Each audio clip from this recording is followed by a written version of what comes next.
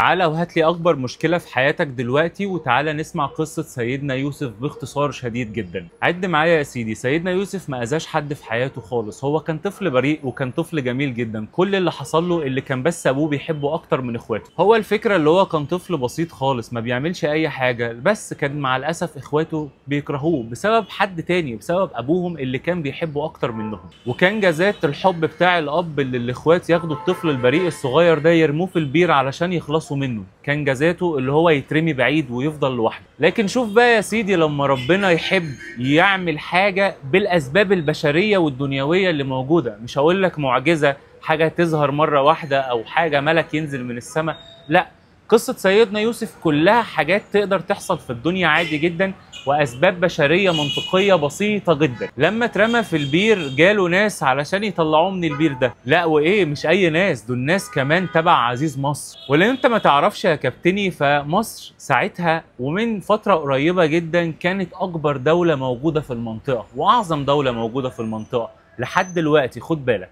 طيب اخواته بقى يقولوا خلاص اهو في ناس هتاخده ونخلص منه وخلاص، مش مهم اللي هو ما ماتش، لا، ده يبيعوه بثمن قليل جدا كمان اهو يستنفعوا من وراه بحاجه. بصراحه هو اتظلم جامد قوي، وكمان اتباع بثمن رخيص قوي، حتى كان نبي يعني، بس هو طبعا ولا هو يعرف ولا اخواته يعرفوا لحد دلوقتي. طيب يا سيدي، وبعد ما الناس دول بقى ياخدوه يعاملوه وحش مثلا، يرموه يشغلوه عبد عندهم، لا والله ربنا يسخر له الناس يودوه لعزيز مصر، وكمان يكون هو مش بيخلف اساسا، فيقول ياخده يربيه، لو ما بقاش ولد كويس اهو يشتغل معاهم في كده. تاني مشكلة حصلت لسيدنا يوسف عليه السلام ايه؟ زوجة العزيز كانت مغرمة بجماله، لان سيدنا يوسف كان راجل جميل جدا. ودي رسالة مهمة جدا للبنات، لما ربنا ذكر الجمال في القرآن اللي مخلد ليوم الدين، ذكره في الراجل ما ذكروش في الأنثى. وشوف بقى الراجل هيستخدم جماله ده ازاي وهيعف نفسه ازاي. احنا بنشوفه دلوقتي من بنات كتير جدا، شيء محزن، اللي هم بس يكون عندهم جسم شكله بالنسبة لهم كويس، او بالنسبة للرجالة تانية كويس، او شوية دهون زايدة في مناطق معينة، يبتدوا يتاجروا بالحاجات دي سواء على السوشيال ميديا او سواء حتى في المشي بتاع الشارع. والغلط هنا بيكون على الطرفين، الولد والبنت، الشخص اللي بيهتم بشكل زي ده والبنت اللي بتجر ولد بالشكل ده. بس مش هنغير الموضوع وهنخلينا في النقطة اللي احنا فيها، قصة سيدنا يوسف. طيب لما الست دي بقى كانت عايزة تراوده عن نفسه علشان تعمل معاه حاجات وحشة، هو رفض. الله، رفض ازاي؟ دي اكيد ست حلوة جدا وجميلة جدا. بس سيدنا يوسف ابى وبعد عنها. بس ازاي سيدنا يوسف يعمل كده؟ هو مش راجل برضه ولا ايه؟ عنده غريزة وعنده احتياجات وعنده حاجات كتير جدا اللي انت بتتحجج بيها عشان تبص لفلانة وتبص لفلانة، وواحدة بس تبص لك بصة صغننة خالص تطلع تجري وراها، وده ما يصحش ابدا. انت راجل، عارف يعني ايه راجل؟ يعني المفروض الست هي اللي تبقى عايزه تكون موجوده في حياتك، مش العكس يا حبيبي. الست اللي انا بكلمك عنها دي ما كانتش وحشه اكيد، دي مرات عزيز مصر. يعني عزيز مصر عنده جواري وعنده كل حاجه وعنده نساء بالهبل، يعني لما يتجوز واحده هيتجوز واحده اكيد توب التوب زي ما هم بيقولوا. هتبقى عامله فيلر في شفايفها علشان تغريك، ولا هتبقى مركبه لينسز، ولا كمان هتبقى مركبه باروكه يعني. سيدنا يوسف بقى يا سيدي عليه السلام ساب كل ده وقال لك لا ربنا.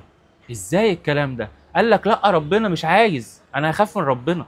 قالت له طب ما ربنا مش شايفك؟ قال لها لا، ربنا شايفني في اي وقت، ربنا شايفني في اي مكان. تقوم الست دي عامله ايه يا سيدي؟ علشان رفضها الشخص اللي هي مربياه، ومفروض حد صغير عندها وكبر قدامها يرفضها، فلازم تنتقم، ما ان كيدهن عظيم. فقررت اللي هي تحبسه بمشيئة الله كده. ودي كانت تاني مرة سيدنا يوسف ينظلم من غير ما يعمل أي حاجة خالص. اتحبس وسط الناس المجرمين والحرامية، وبقت حياته من كان عايش في بيت عزيز مصر لحد السجون اللي كانت من 4000 سنة، يعني مش بتاعت دلوقتي كمان، لا دي على الأرض خالص بقى. طيب سيدنا يوسف بقى قال لك بص كده وقال لك يا رب انت بتظلمني ليه؟ انا ما عملتش حاجة ابدا والله. كان بيدعي ربنا وكان بيتوسل له، وكان كمان في البداية خالص طالب منه اللي هو يبعده عن الست دي يا اما يحبسه. يعني خد بالك جزء كبير جدا من حبس سيدنا يوسف كان بناء على طلب سيدنا يوسف. في علماء كتير قالوا لو كان سيدنا يوسف عليه السلام طلب من ربنا النجاة من غير الحبس، كان ربنا يحقق له امنيته وبرضه ينجيه من غير ما يحبسه. فده يقول لك انك لما تيجي تدعي ربنا ما تخيروش ما بين حاجه وحشه وحاجه حلوه، ما تخيروش اصلا. انت بتدعي مالك الملك، مالك كل شيء، ادعي باللي انت عايزه.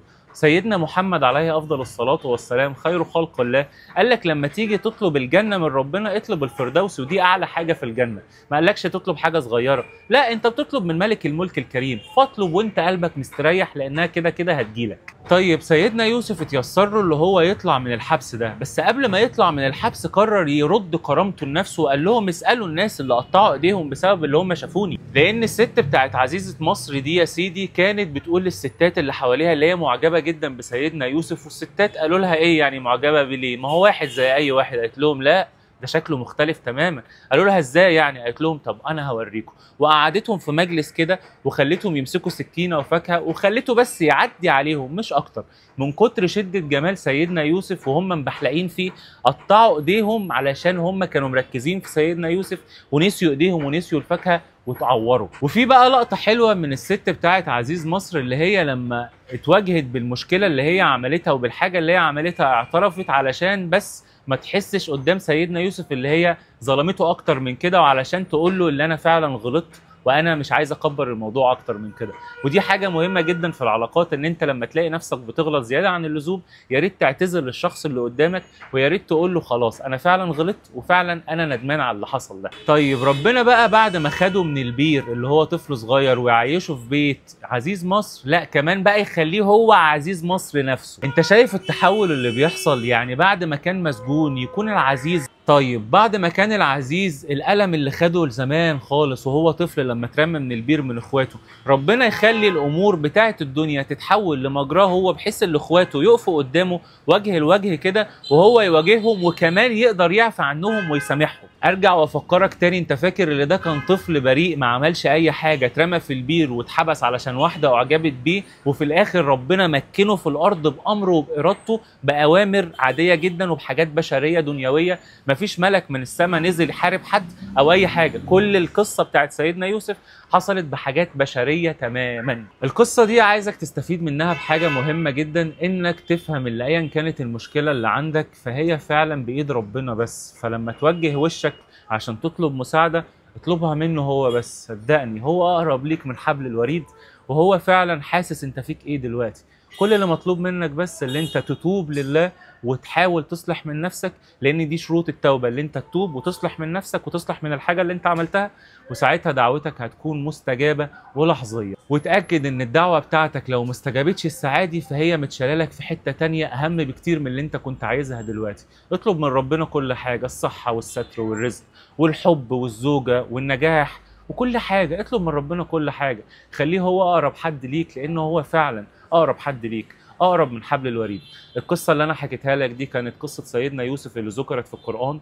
وانا اسف اللي انا ممكن اكون غلطت في حاجه، انا ما اعرفش لحد دلوقتي انا غلطت في حاجه ولا لا، بس عامه لو انا غلطت في حاجه فهي مني ومن الشيطان، ولو قدرت اوصل لك معلومه واحده بس فدي من توفيق ربنا عليا. ربنا يصلح لنا حالنا جميعا. شكرا جدا لمتابعتك لحد دلوقتي. في الحقيقه انا بقالي كام يوم الدنيا مش متظبطه معايا خالص، فحبيت اكون ضيف عند الملك. بيته بياخدني في اي وقت.